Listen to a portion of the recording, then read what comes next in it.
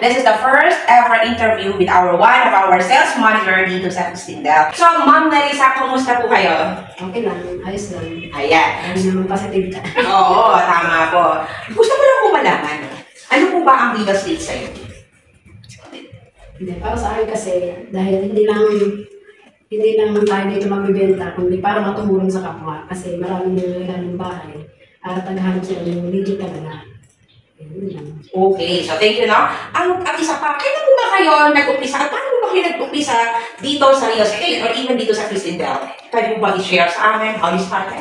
Ako kasi dati, regular ko sa IPSA, pero matagal ako regular doon. Ngayon lang, wala akong napunda kahit isang gulong, kahit bahay.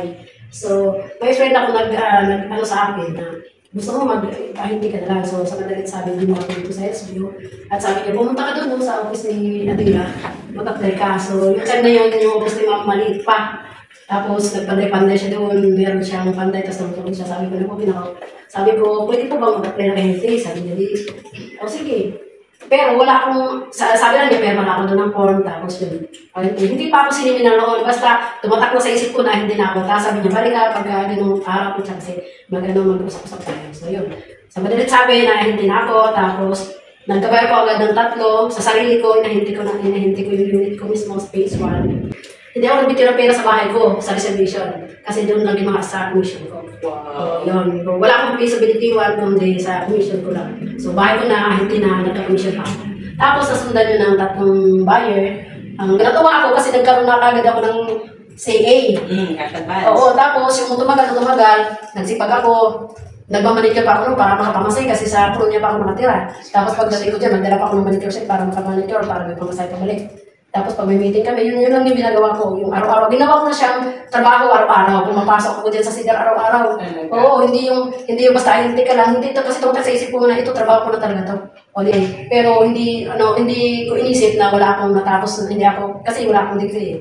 Hanggang high school degree lang talaga ako. So, in-encourage lang ako ng Cristindel na sige, go ka lang ng go, huwag kang mahiya. Basta, magbenta ka lang ng magbenta, na wala kang sinasila sa ang tao. Okay lang yun. Noong lagi na kami nang-mission talaga, twice a month ako nagtatanggap ng Kasi siyempre marami ng bayad, tapos yung mga daw na hindi nagbibenta eh. Lalo ako binunahan. Tapos mabilis din ako na-promote as division manager. Yun na. Hanggang sa tumagal, nagkakaroon na kami ng international tour, tapos local tour. So narating ko na yung marami na rin ako narating. Dito sa Pilipinas, halos nalibot na namin. Kasi masaksi ako, lagi akong kasama sa TAF. So, yun. Ako ang kauna-unahan talagang pinapromote ng SD. Naniniwala ako na kaya ako narating kasi wala akong hatred back, wala akong inanakit, wala sa mga kasamahan, lalo na yung mga pagsubok na yan ako. Lahat yan yung pinagdaan ko na. Kasi dati, sa mga Manila, nagba-Bible sharing kami. Saturday yata yun. Basta weekly kami meron ng Bible sharing kasi pumunti ka lang naman. So yun, talagang lahat kami noon, motivated talaga kami ka naman sila. Pero hanggang ngayon, sabi ko sa kanila, kayo, mga bago pa naman kayo. Mas maganda nga kayo ngayon kasi meron na kayong manager. Meron na kayong mga staff na mga kukulit ninyo, mga ministers ninyo. Kasi dati ang aming staff, si Ma'am Cecil lang. Tsaka si Sir Den. Oo. Pero pinakauna talaga ng staff si Ma'am Cecil lang, isa. Kasi kung gusto mong kumita, makatulong ka sa asawa mo, pambenta ka. Yun lang yung paraan sa panahon ngayon na makakatulong tayo sa mga asawa natin na sa real estate. Hindi ka masyadong namumuhunan. Kasi kagaya ngayon, may CDR nang mag-provide sila ng pang-boosting. Mas madali na sa mga bagong ngayon ahente. Kumpara sa amin noon, na talagang kapa namin kung paano ka kumita, paano ka magkabenta.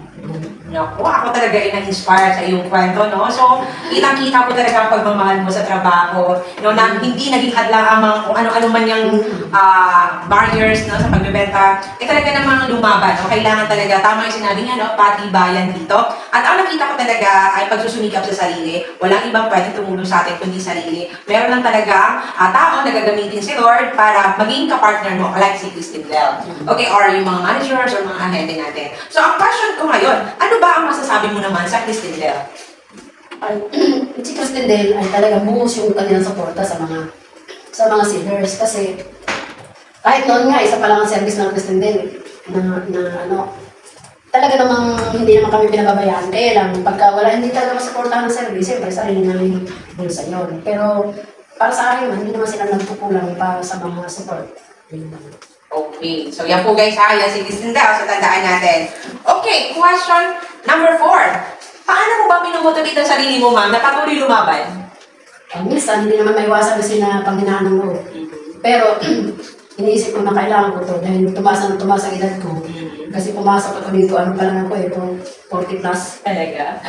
Kung isang dekada na ako sa CDR. O, alam niyo na. Isang dekada na ako sa CDR. So, yun. Kailangan ko pa rin kumayod, bumenta. Kahit minsan, ibang tuwing malilis ako, pinaglalaan ko talaga ng budget to boosting. Okay. Boosting guys ha, don't forget. Naglaan talaga ako kasi hindi mo pwede aasan din ako lagi sa Cristinda kasi marami din naman susuportahan. Okay. Totoo lang, personal kong katatapos nga ng run na kahapon.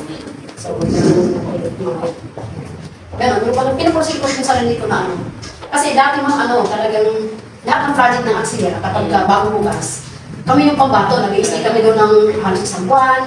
Yung Batangas, kami natin Christian ang nag-i-stay dyan. Parang kami nag-umpisa dyan talaga naghahanap ng office. Tapos kami yung nag-i-stay. Tapos ngayon, medyo naglayo na kami sa Madinan kasi marami nang ingit Marami nang manager na mas active na sila. Kaya pinaglumaan na kami, pero hindi pa rin kami naging laos. Lumalaban pa rin. Ayan. Yan, so napakaganda guys ng sharing ni Ma'am Mary, no, Team Success, na keep on, ituloy ang buhay, no? May mga bago man dumating, tuloy pa rin tayo. Kasi nga, sabi nga, no, kahit mayroon na siyang income, still, nagpupursige pa rin na makabenta. Ayaw niyang bumaba pa rin sa pedestal. Ganun po, kasi tayo pa rin talaga ang mag-i-encourage sa sarili natin. Walang iba. Okay? Tayo pa rin tayo ang gagawa ng paraan para lalo tayong maging porsigido sa ating mga sarili. Okay, last na lang, ma'am. Sabi nga, no, kung ano ang pwede mong i-share sa mga sellers, no, in particular sa downline mo or sa lahat ng mga sellers sa real estate? Ano po ang pwede mong i-share na iiwan ng bakas para sa kanila? Masasabi ko lang, titingnan nyo yung narating ko. Kasi, kung hindi ako nagporsige sa sarili ko, wala rin akong narating iba. Kaya, pagsikapan ninyo, huwag nyo sayangin yung inyong natutunan sa real estate kasi nandito talagang pera. Dahil kung ninayos nyo makatulong kayo sa kapwa nyo, na magkawin sila ng bahay, syempre, nakapalit mo ang pera. Tapos isa pa, makatulong din kayo sa asawa nyo, na sa bahay. Kasi ako ngayon, kumbaga nasa estado na ako, meron akong mga investment, kaya lalo ako magpupursige. Kaya sana, ang titingnan nyo yung achievement ng iba. Lalo na sa si Mama Manila, yan talaga siya kasi yung inspiration ko talaga. Dahil single mom yan siya tapos nagpursige sa buhay. Tapos kung hindi na nila naabutan yung ni Madam, yung sitwasyon ni Madam noon, ako na lang. Hindi sa pinagmamaki ko yung sarili ko kasi makikita naman Kahit ngayon naranasan ko na kasi mga hirap, saya, tuwa, lahat ng achievement, na-achieve ko na, yung mga ganon. Kumbaga, kumaani na ako, pero nagtatalim pa rin. Kaya, tularan niyo ako.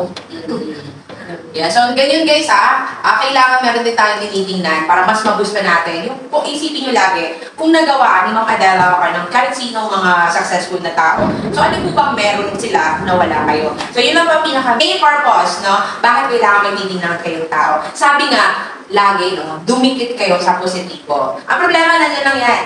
Okay, pero sabi nga kanina, huwag natin hayaan, huwag natin bigyan ng space sa problema. Step down, apakan natin, para lalo tayo umangat. Okay, so Ma'am Nerissa of Team Success, maraming salamat po. So, it is a big opportunity, it's an honor also to hear your sharing of how you do, of how you become a successful Team Success. Napakaganda po ng pangalan na Team Success, no? Minsan talaga mga pangalan natin nakaakiba talaga yung future, no? So, Team Success masasabi natin, hindi man ganun ka-success, maaaring hindi naman perfect, no? Pero talaga, kitang-kita ang pagpupursige ng ating isa sa ating mga managers. So, sa lahat ng mga sellers dyan, maging positibo tayo, huwag tayong huminto, patuloy ang buhay, mag-plan, at of course, mag-execute. So, yan po ang technique dyan, or sikreto. So, basta ganabangan kami sa iba pang aming mga mga guests, no? We are going to interview more of sellers para po ma-share naman natin ang magandang balita or magandang strategy or magandang idea mula sa karanasan nila. So once again, I'm Beth Young of Cristinda Realty Company. See you next time. Thank you, Ma'am.